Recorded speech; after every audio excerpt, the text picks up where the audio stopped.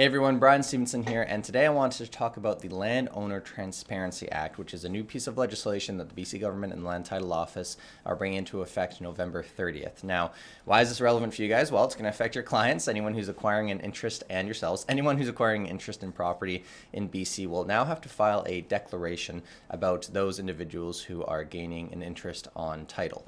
Now, for most of transactions that are moving forward where you just have individual people buying a property for themselves or an investment property, the declaration that needs to be filled out is very straightforward. However, it's still another filing that will need to be done.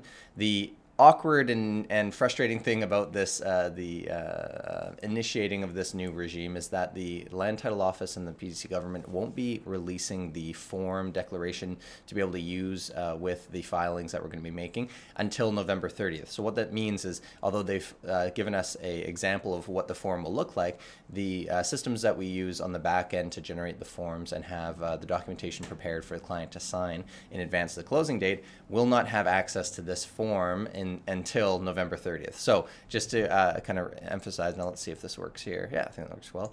So this is the declaration itself, and again, the sample form that has been released by the Land Title Office, and pretty basic stuff. All they want is information about the property, so that's easy to do, and then they want information about the people who are gaining the interest in the property. Now, what's different is that you'll see, and let's make myself a little smaller here, you'll see that there's you have to select a different type of acquirer of an interest in the property. If you're individuals, it's going to be very straightforward. You just put in that information. However, if the individual or corporation is defined as a reporting body, and essentially that means a relevant corporation, a relevant trust, or a relevant partnership, all of those are defined terms under the legislation, then there's additional filings that need to be done. And the additional filings are made under this transparency report, which is much more in-depth and complex than the declaration itself. The previous document we're looking at is a 2-pager. This one's a lot more.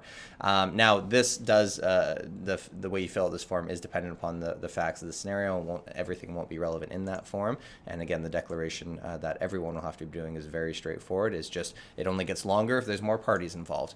The thing I want to emphasize is that initially, there's going to be a little bit of an awkward situation on November 30th, December 1st, December 2nd, when you have those closings that are supposed to occur that we need to have this declaration associated with them, but we cannot have access to this declaration until the 30th. So what this means is, in my practice and in the firms, generally, we're going to be reaching out to clients who have closings on those dates, because they will have signed documents in advance of those dates. So we're going to reach out and say, hey, just so you know, on November 30th, we're actually going to have to be reaching out to you again and having you sign this other form in order for us to actually make our application for the Land Title Office to have you gain an interest in property. Now, this form luckily does not need to be witnessed by a lawyer, so it can be signed by people at their own home or wherever they are. However, it does require a wet ink signature, which means it can't be digitally signed. It can't be DocuSigned, and it can't be signed via Adobe or anything like that. So something that clients need to have a heads up on November 30th, December 1st, December 2nd, those kind of initial dates,